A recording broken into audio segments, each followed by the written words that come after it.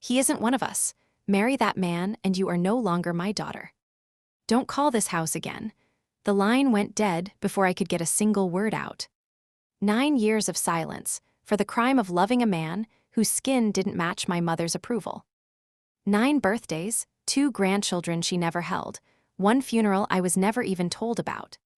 But when she finally appeared on my porch with a folded sheet of paper trembling in her hand, I smiled because there was one small thing she had forgotten to check before she drove all the way out to my door.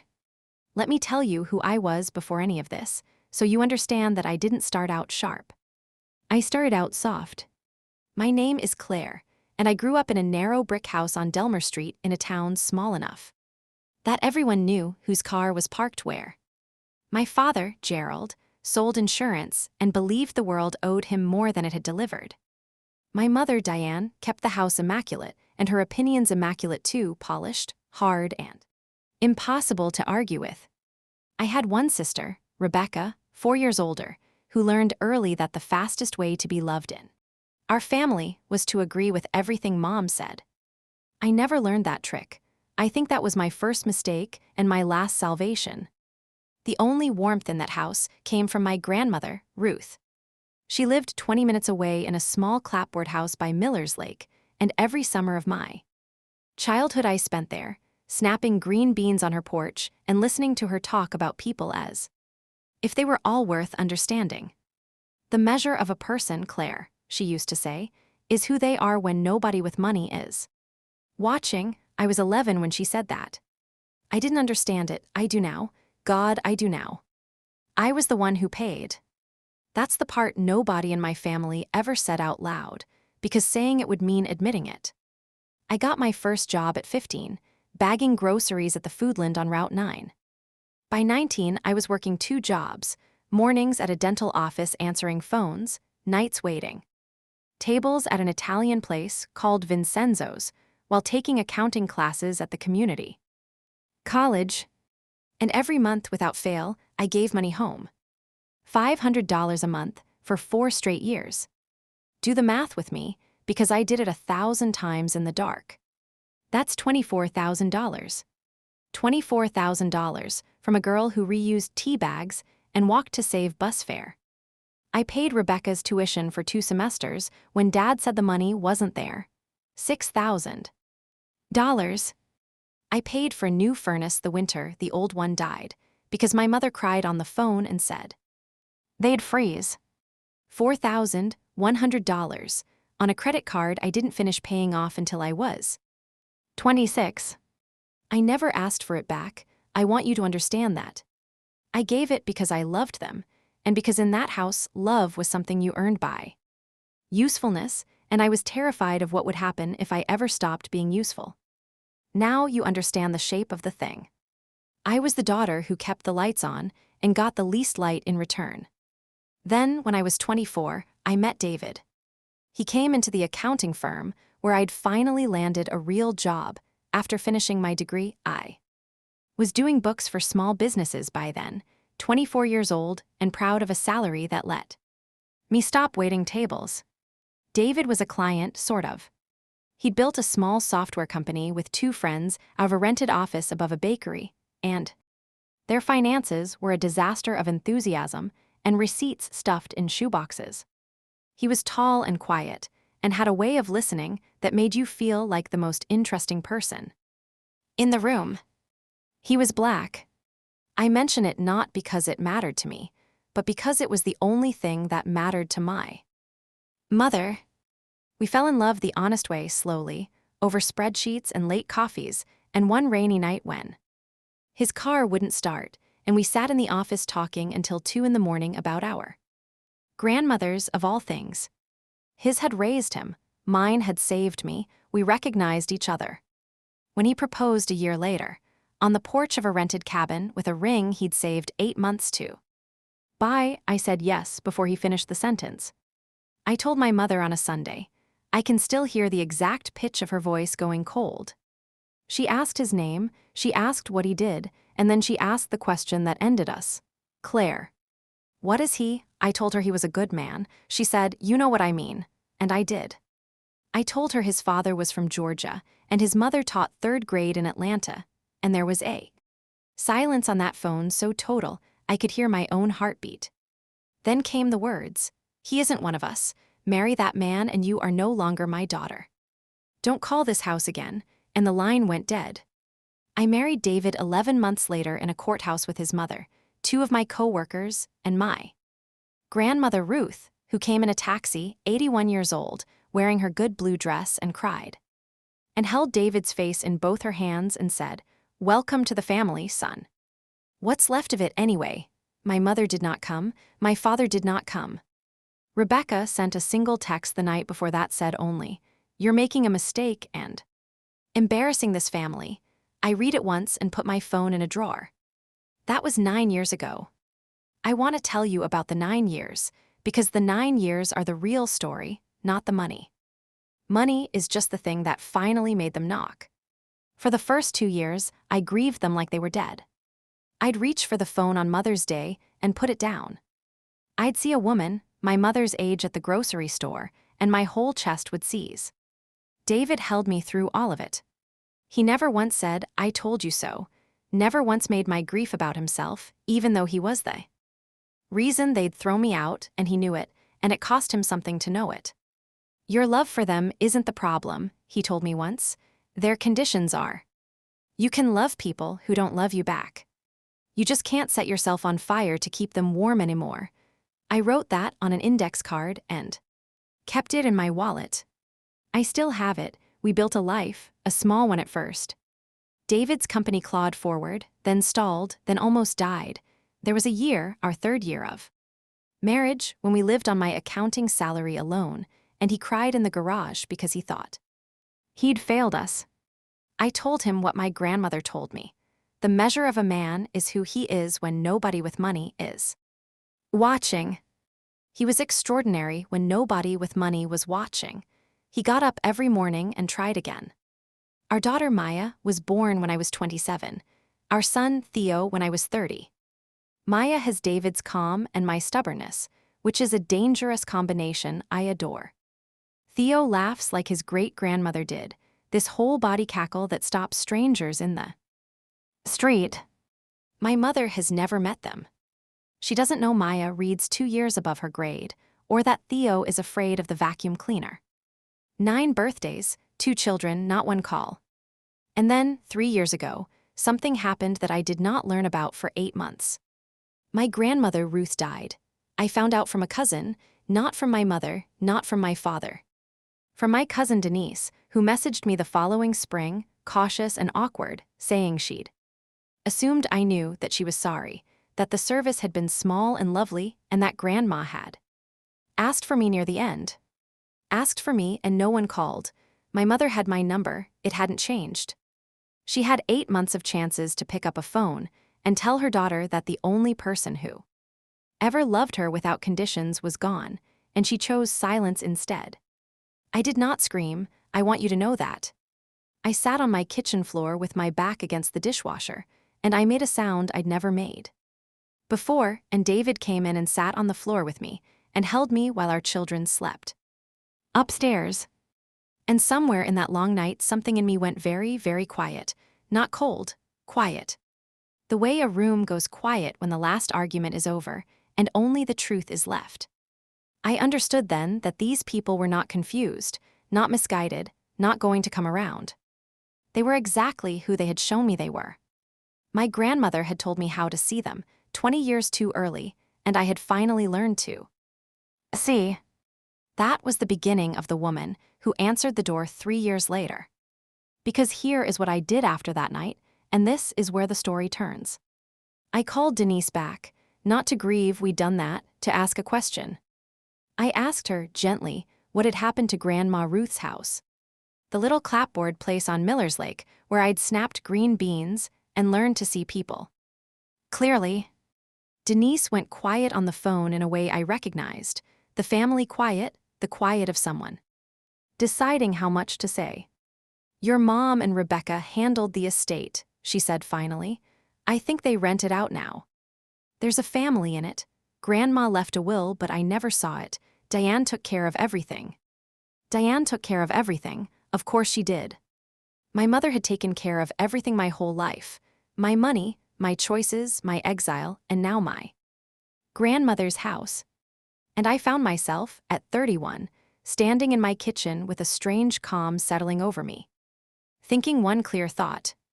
I want to see the will.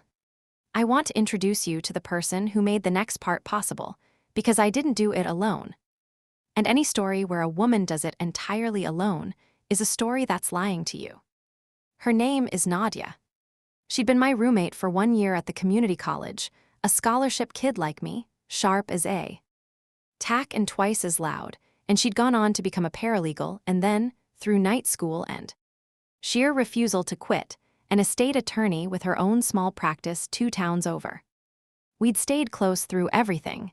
She was one of the 2 co-workers, actually, who stood up at my courthouse wedding, though she wasn't a co-worker anymore by then, just family, the kind you choose. I drove out to see her on a Tuesday. Her office smelled like coffee and old paper, and the lavender hand cream she'd used since we were 19. I told her the whole thing, start to finish, the way I've told you. She listened without interrupting, which was not like her, and when I finished she took off her glasses and rubbed the bridge of her nose and said, Claire, do you know if your grandmother's will was ever probated? I didn't know what that meant, not really. She explained it. When someone dies with a will, in our state, that will generally has to go through the county probate court, it becomes, in most cases, a public record. Anyone can request it. If your grandmother left a will, Nadia said slowly, and if it was probated, we can pull it. Today, right now. And we'll know exactly what she wanted, no matter what your mother told anyone. She was already turning to her computer. And Claire, if it wasn't probated, if they just moved into that house and started renting it out without ever filing anything, that's a whole different kind of problem. For them, I remember my hands were flat on my knees and I was very still. Pull it, I said. It took 9 minutes. I timed it because I've never forgotten a single one of them. Nadia's fingers on the keyboard, the county portal loading, her leaning close to the screen, and then her going completely silent, which, I'll say it again, is not like Nadia.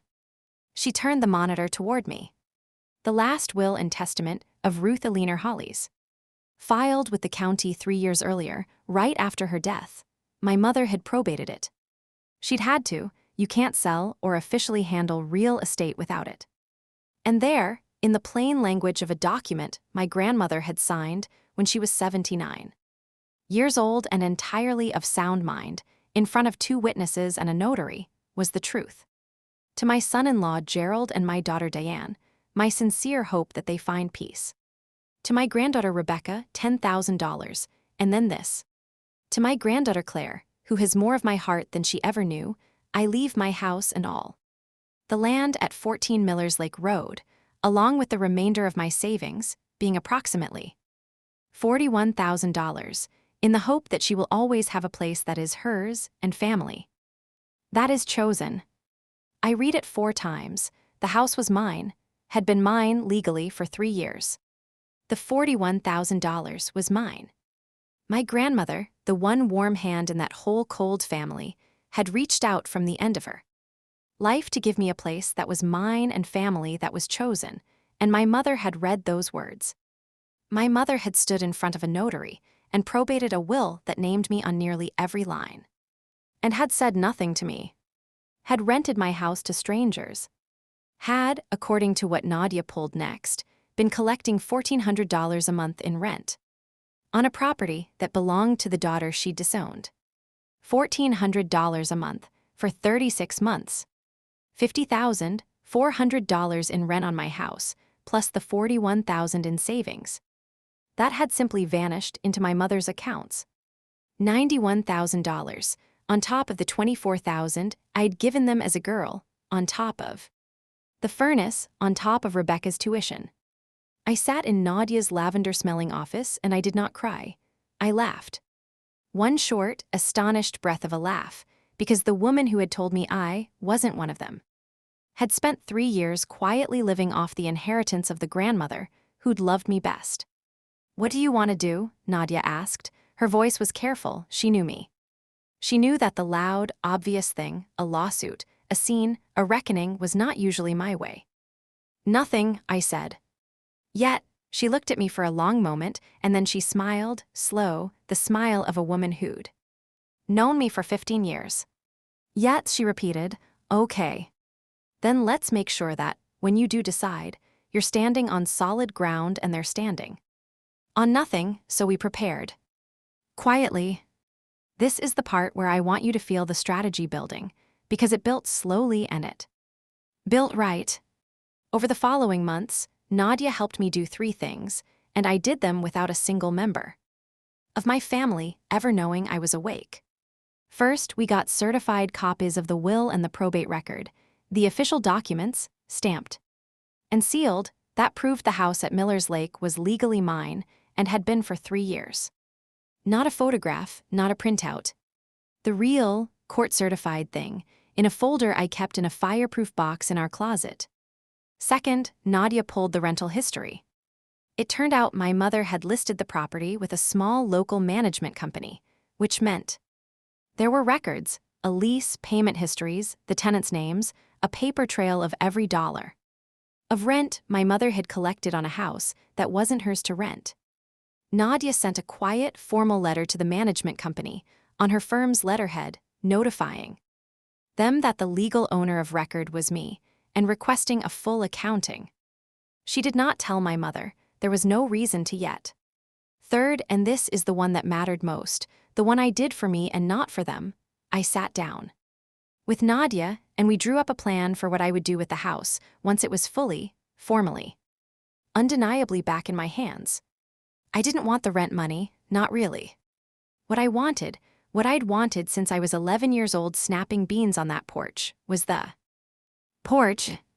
So we made a plan to quietly evict no one.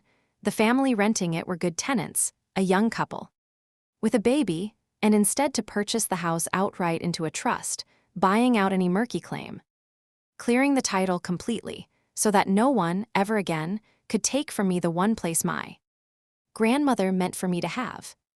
David and I had the money by then. That's the part I haven't told you yet. Because in the middle of all this quiet, careful work, David's company went public. It happened on a Thursday in the spring. I stood in the back of a room, full of people in better suits than I'll ever own, and I watched my husband, the man who'd cried in our garage, the man my mother called not one of us, ring a bell. That changed our lives. When the numbers settled and the lawyers finished their careful arithmetic, David's stake was worth $44 million. $44 million. We were the same people we'd been the week before. We still argued about whose turn it was to do the dishes. Theo was still afraid of the vacuum. But the world had, overnight, decided to treat us differently, and I knew the way you know. Weather is coming, that's somewhere 20 minutes down the highway. A phone was about to ring or a car was about to start. And here I have to stop for just a moment, because if you've stayed with me this far, through the porch and the will and the $91,000, then you already understand this story isn't really about money at all. It's about being told you're worth nothing and living long enough to hand that lie back gently to the person who told it. Stay with me for what happens at the door, because this is the part I've never told anyone, and I want you here for it. If it means something to you, hit that subscribe button and stay a while. It's just you and me tonight. Now let me tell you about the knock. It came on a Saturday morning in June. I was making pancakes. Maya was reading at the counter, and Theo was under the table pretending to be a dog, which was his whole personality that summer, and David was outside with coffee, and the doorbell rang. I wiped my hands on a dish towel and opened the door, and there, on my porch, stood my mother, Diane, 9 years older than the last time I'd seen her, which had been the back of her head at my grandmother's. No. She hadn't come to that either, 9 years older than a Sunday phone call. Her hair was grayer, set the same careful way it had always been. She wore her good coat even though it was June, the way she always dressed up for things she considered important. And in her hand, folded into quarters, was a piece of paper.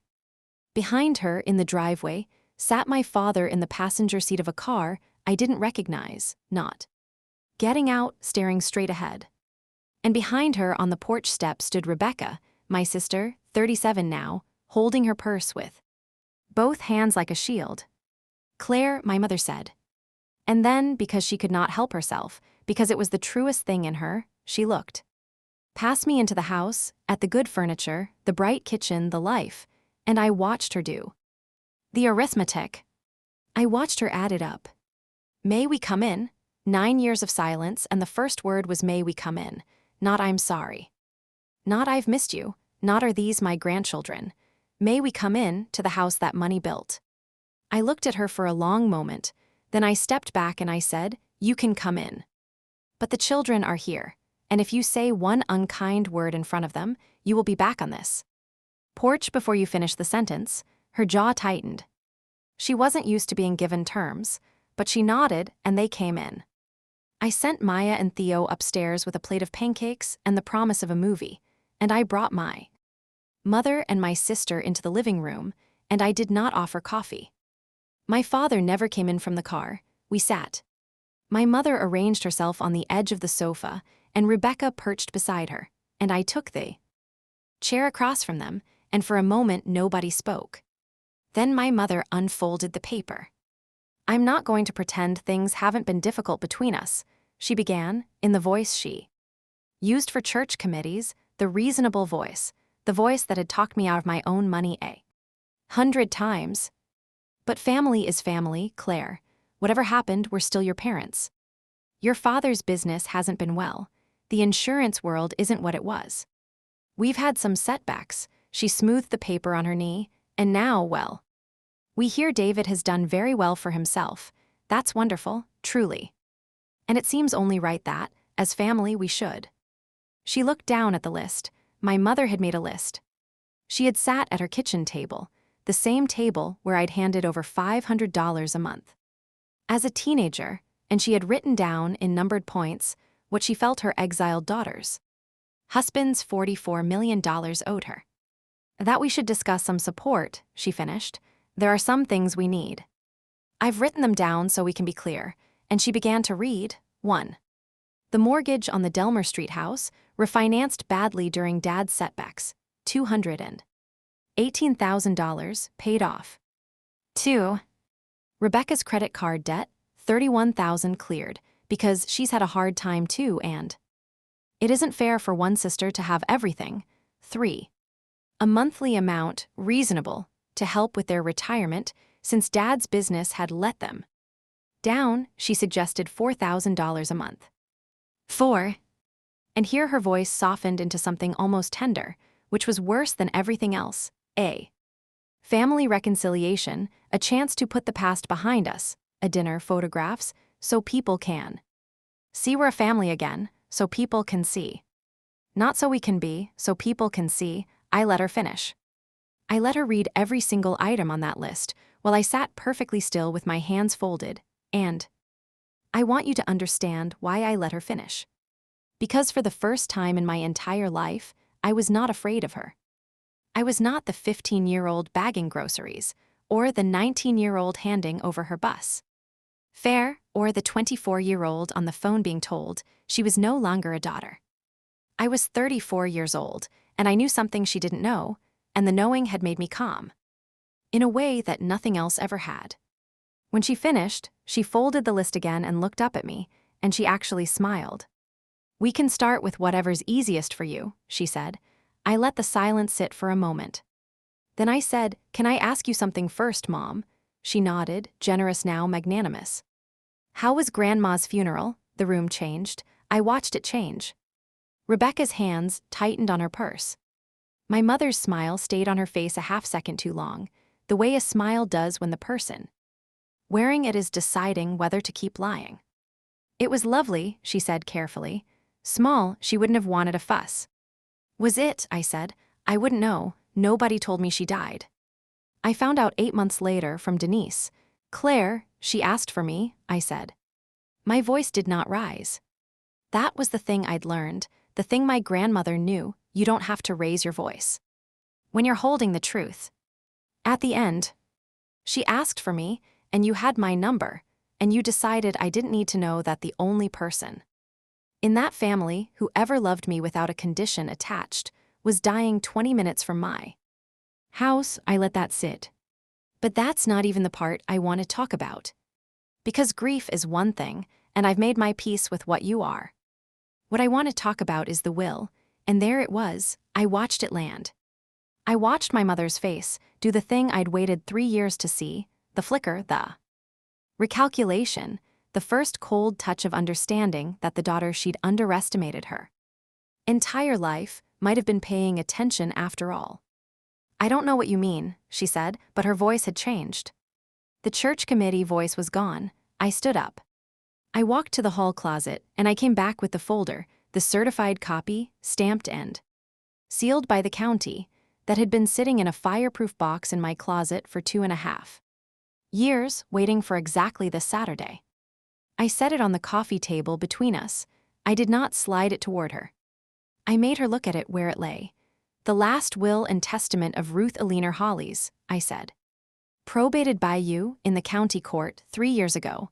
I have the certified copy. So does my attorney. I sat back down. Grandma left me the house, Mom, the house on Miller's Lake.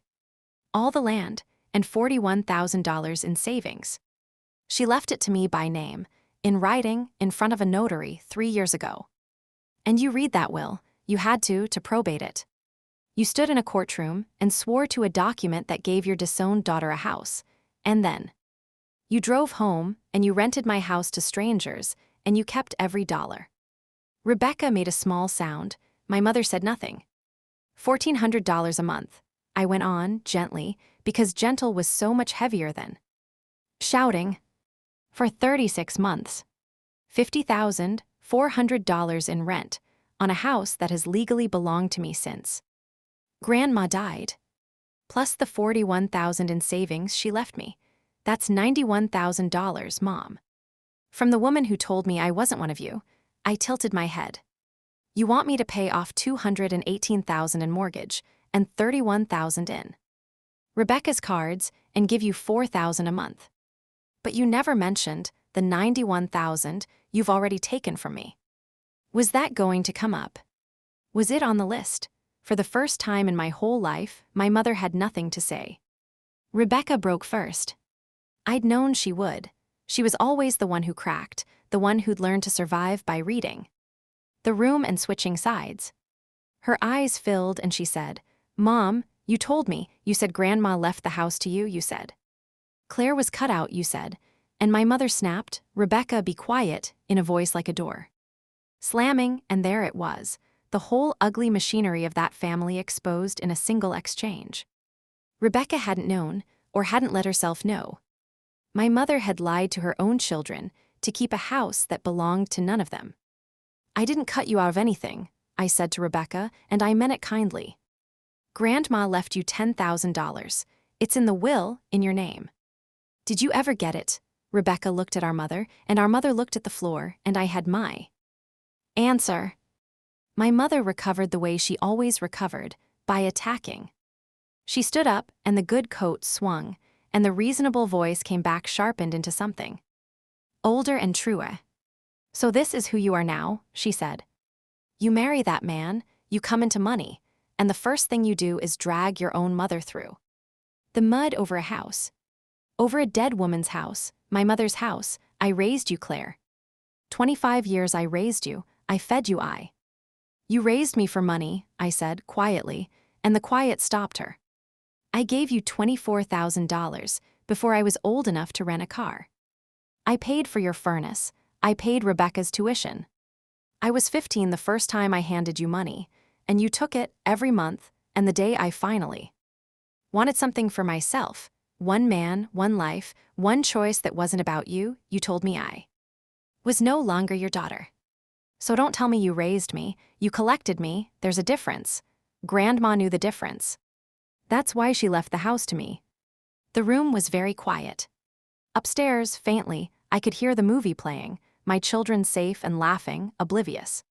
My husband was still outside on the porch, close enough to come in if I needed him, far enough to let me do this myself, which is its own kind of love, the kind that trusts you can stand on your own feet. My mother stared at me. And then she said the thing she'd come to say all along, the thing under all the other things. We're family, you have $44 million. What kind of person lets her own family struggle? And here is my reply, the one you came for. The one that made her face do the thing I'll remember for the rest of my life. I didn't shout it. I want you to picture how quietly I said it, because the quiet was the whole point. The same kind of person, I said, who let her own daughter be exiled for 9 years and never called. The same kind of person who buried the only grandmother my children will never know and didn't tell me. The same kind of person who read a dead woman's last wish and decided to rent it out. I stood up. So we were eye to eye. You taught me exactly what kind of person lets family struggle, Mom. I learned it from you. I'm just the first one in this family who's ever going to say no to you and mean it. I picked up her list off the coffee table. I looked at it, the 218,000, the 31,000, the 4,000 month, the family photographs so people can see. And I set it back down in front of her, unfolded, so she'd have to carry it back out the way she carried it in. Here's what's going to happen, I said. You're going to keep the 91,000 you already took. I'm not going to sue you for it. Not because you deserve mercy, because Grandma would have hated to see her house become a courtroom, and I loved her more than I resent you. But the house is mine now. My attorney has already notified the management company. The rent comes to me starting this month.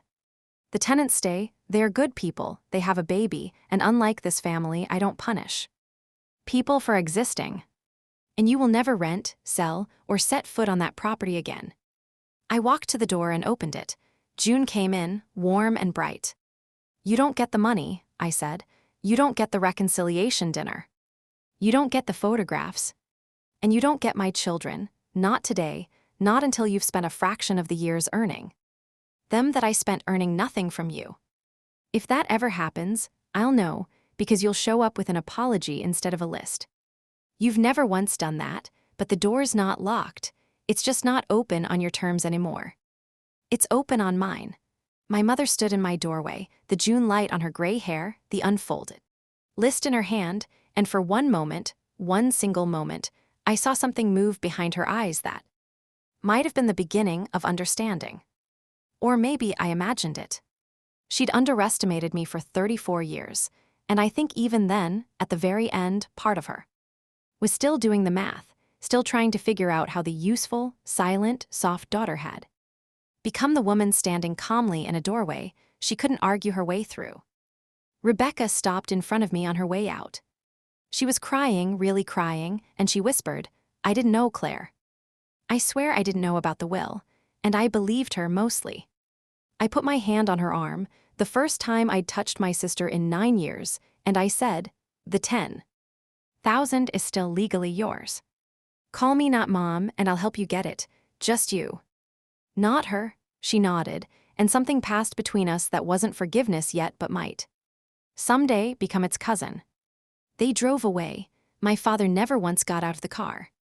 I stood on the porch and watched the unfamiliar car turn the corner off my street, and then David came and stood beside me and put his arm around me, and I leaned into the man my mother had thrown me away to avoid, the man who was worth more than she would ever understand in the only currency that had ever mattered to my grandmother, who he was when nobody with money was watching. And I realized I wasn't shaking, I wasn't crying. I felt, for the first time in my whole life, entirely and completely my own. Here is what happened after, because you deserve to know it landed somewhere real. The house on Miller's Lake is fully mine now. Nadia cleared the title completely. We put it in a trust for Maya and Theo so that no one ever in any generation can take from my children the one place my grandmother meant for love to live. The young couple still rents it, at a rate I lowered, because I remembered what it was like to count bus fare. Last summer I took my children there for the first time. I sat Maya down on the porch and taught her to snap green beans, and I told her about her great-grandmother Ruth, who had more of my heart than I ever knew, and who reached out from the end of her life to make sure I understood that family is not who shares your blood. Family is who chooses you. Theo caught a frog in the shallows and named it, inexplicably, Gerald, and I laughed until I cried. And then just cried, the good kind. Rebecca called me. Just once so far, but she called me and not our mother, and I helped her get the $10,000 that was always hers, and we've spoken 3 times since. It's slow, it's careful. But she asked to see the kids, and she showed up with an apology instead of a list, and so the door opened a little on my terms. That's all I ever asked. That's all it ever was. My mother has not called, my father has not called.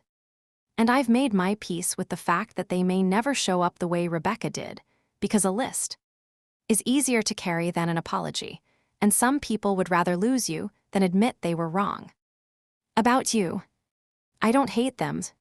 Hate would mean they still lived rent-free in my chest, and I've evicted them from there the way I never had to evict anyone from that little house by the lake. I hope, honestly, that they find peace. My grandmother wrote that hope into her will about them, and I've decided to make it mine too. Because I'd rather inherit her grace than my mother's grievances. I think about that word a lot now, inheritance. My mother thought the inheritance was a house and $41,000, and she took it, and it turned to ash in her hands, because it was never the real inheritance at all. The real inheritance was a sentence on a porch when I was 11 years old.